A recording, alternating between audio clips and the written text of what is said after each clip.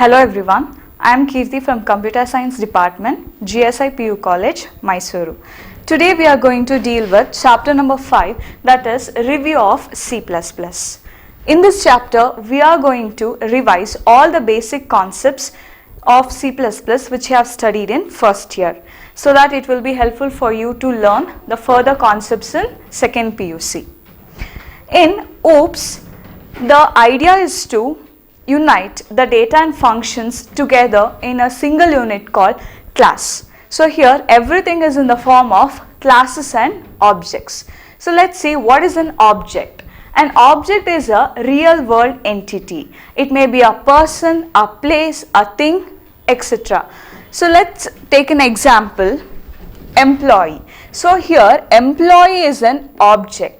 So if I want to collect the details of an employee, means what are the informations or data we are going to collect. I am going to collect the data like the name of the employee, the date of birth of an employee, mobile number, as well as designation of an employee. So these are called as the data members of an object employee.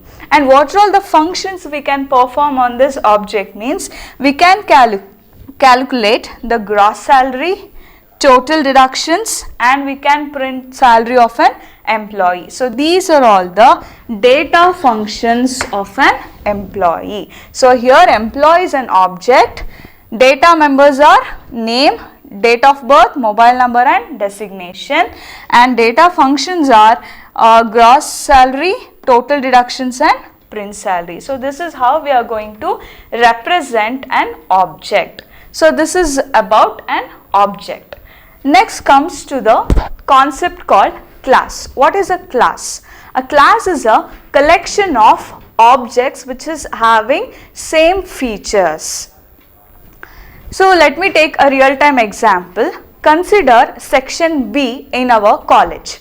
So section B is a EBAC combination where all the 49 students are called as objects. Why they are called as objects means all 49 students have opted the same combination of subjects. Hence section B is called as class and all the 49 students are called as objects. Hope you people have understood the concept of classes and objects. And the next topic is OOPS characteristics. What are the OOPS characteristics? The first one is modularity. What is modularity? When a program is given to solve, so that program is divided into number of smaller subproblems. So here each subproblems are further divided into smaller subprograms, and those subprograms are solved by writing further subprograms. So those subprograms are called as modularity. Next is data abstraction. What is data abstraction? Here we are hiding the inner details from the user. For example, buying a car in a showroom. So if you want to buy a car, what are the features we are going to see? We are going to see the features like whether it is a diesel one or petrol one, or it is having a airbag and all. But nobody is going to think about how the car is manufactured or integrated. So all the background details are hidden from the manufacturer. So this is called as data abstraction. Next is encapsulation. What is encapsulation? Encapsulation means here we are going to combine the data and functions into a single unit. Data and functions into a single unit called class. So here direct access is not possible. To access the data, only through the functions you can access those data. So this is called as encapsulation. And the next characteristic is inheritance. What is inheritance? Inheritance means acquiring the features from one class to another class is called as inheritance. So in inheritance there are of different types. So let's see one by one.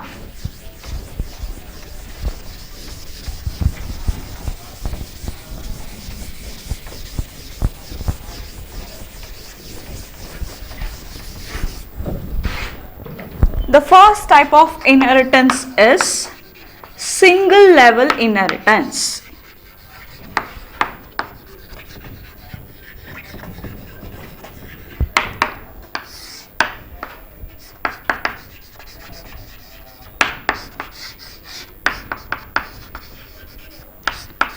What is single level inheritance? In single level inheritance, we are going to inherit the features from only one class. So here, father is the base class and son is the derived class. So in this example, father and son relationship, here son is inheriting the features from his father, like son is inheriting the features like intelligence or color or height from his father. So hence this type of inheritance is called single level inheritance. Here father is the base class and son is the derived class. And next type of inheritance is multiple inheritance.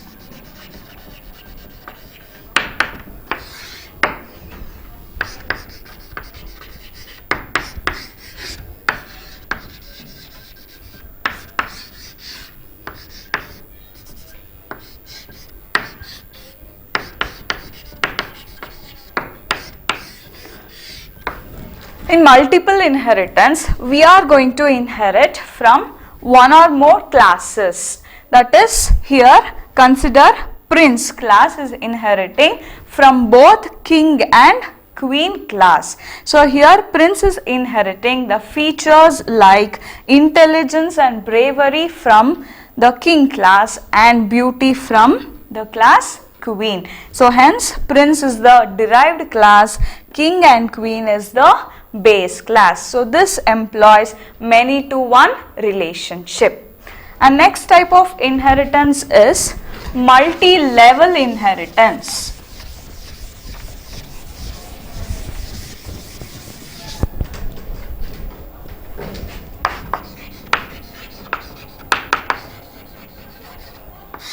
What is multi-level inheritance? It is a mechanism in which we are going to inheriting the features from another derived class. Consider grandfather, father and son relationship. Here son is inheriting the feature like height from his grandfather and intelligence from his father. So this is called as multi-level inheritance. Next type of inheritance is hierarchical inheritance.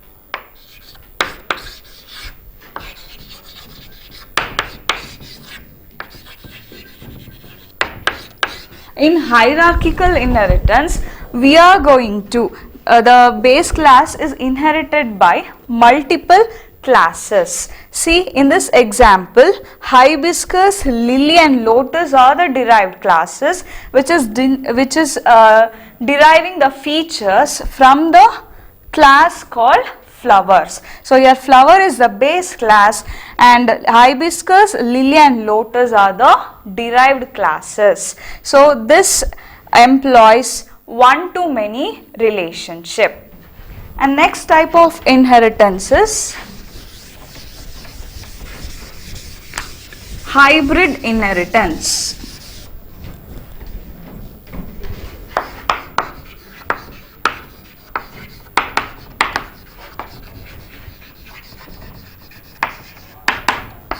What is hybrid inheritance? So it is a mechanism in which the program requires two or more forms of inheritance. It may be multi-level and multiple inheritance or hierarchical or multiple inheritance. So here consider grandfather, father son relationship along with mother. So here the son is inheriting the beauty from his mother, intelligence from his father and height from his grandfather. So this is called hybrid inheritance. And next characteristic is polymorphism. What is polymorphism? The word poly means taking many forms. Here poly means taking many forms. Consider an example.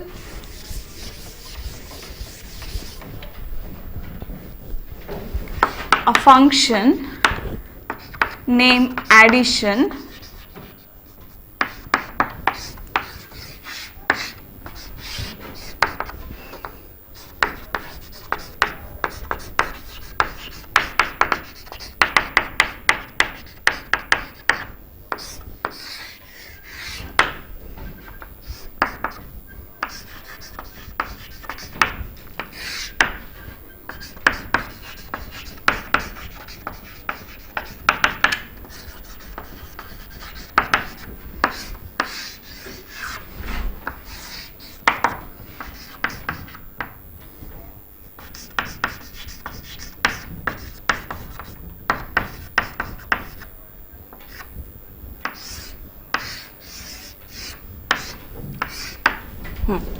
Here the function addition is used to add the integer numbers, here to add the floating point numbers and here to add the string type.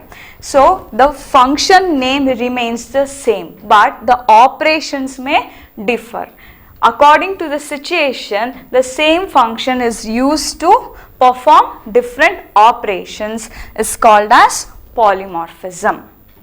And the next characteristic is dynamic binding.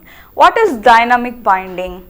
Dynamic binding means refers to resolve the problems at the compile time rather than run time is called as dynamic binding. It is also called as late binding. Next is message passing. What is message passing? Here everything is in the form of objects. So to communicate from one object to another object, we are communicating in the form of messages, sending messages from one object to another object. Here message involves the name of the function, the name of the object and the information to be sent. Consider customer deposit amount. In this example, customer is the name of the object, deposit is the name of the function and amount is the information to be sent. So this is about the characteristics of OOPS. And the next topic is fundamentals of C++. The first thing is C++ character set. What is C++ character set? So character set contains alphabets, numbers and special characters. So alphabets like it contains uppercase A to Z as well as lowercase a to z and numerals from 0 to 9. Special characters like addition, multiplication, division, add symbol. So these are all the special characters. So this is about character set. And next is tokens. What are tokens? Token is the smallest individual unit in a program. So it helps us to construct the definitions, declarations and even the complete program. So these are the some of the types of tokens. The first type is identifiers. What is an identifier? An identifier is a name given to the programming element. It can contain letters, symbols or underscore. As C++ is a case sensitive, it treats both uppercase and lowercase characters differently. An example for identifiers are student underscore marks. Next is keywords. What are keywords? Keyword is a special meaning given to the programming element. It is used only for the specific purpose and it is not used as a normal identifiers. An example for keywords are break case. So these are the example for keywords. And next is variables. What are variables? Variables means the value does not, the value changes during the execution of the program. The value changes during the execution of the program. So now let's see how to declare a variable.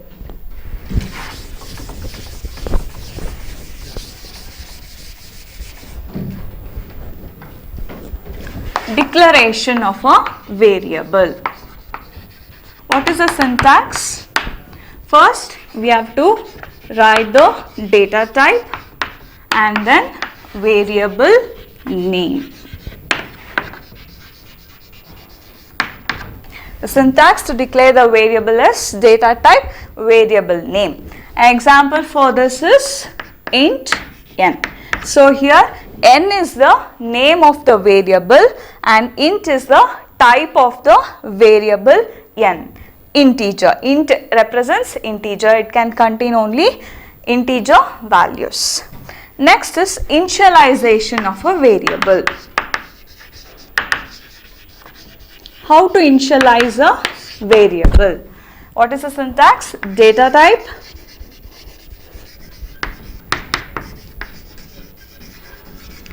variable name is equal to value semicolon. Example for this is int n is equal to 20. So here we are initializing the value 20 to the variable called n, which is of type integer. So this is about variables. And next is punctuators. What are punctuators? Punctuators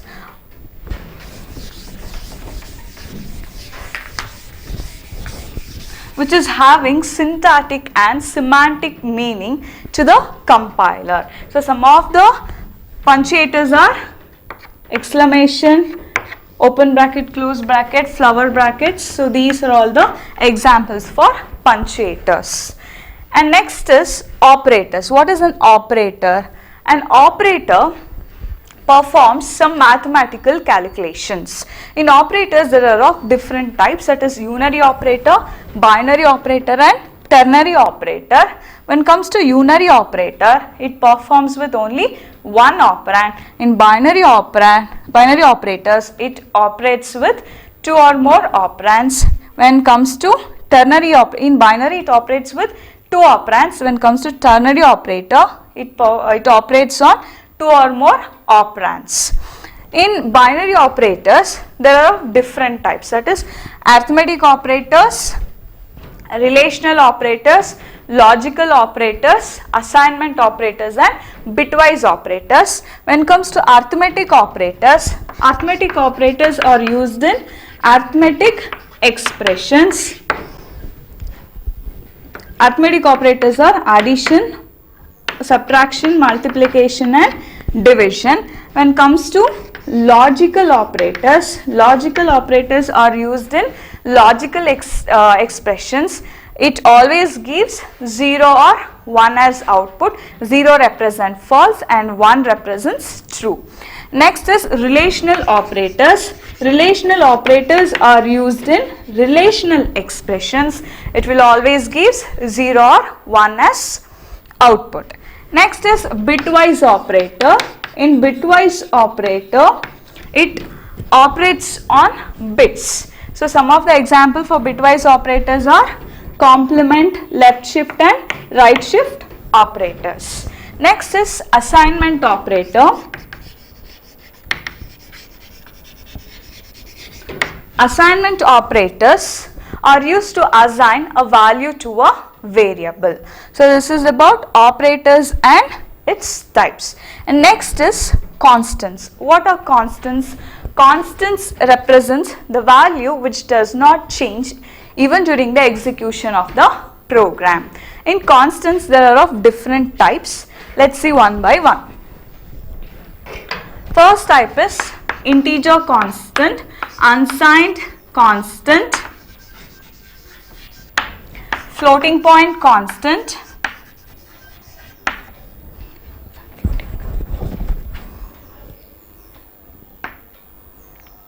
string constant and character constant. In integer constant, it does not contain any decimal or fractional parts. In unsigned integer, to represent unsigned integer, we are going to use either small letter u or big letter u. To represent long unsigned integer, we are going to use small letter l or big letter l. When it comes to floating point integer, floating point constants, it contains both decimal part as well as exponents. When it comes to string constants, a set of characters are enclosed within double quotes is called as string constants. When it comes to character constants, a single character is enclosed within a single quotes is called as character constant. So this is about the fundamentals of C++. In the next class, we are going to continue with the remaining topics. Thank you.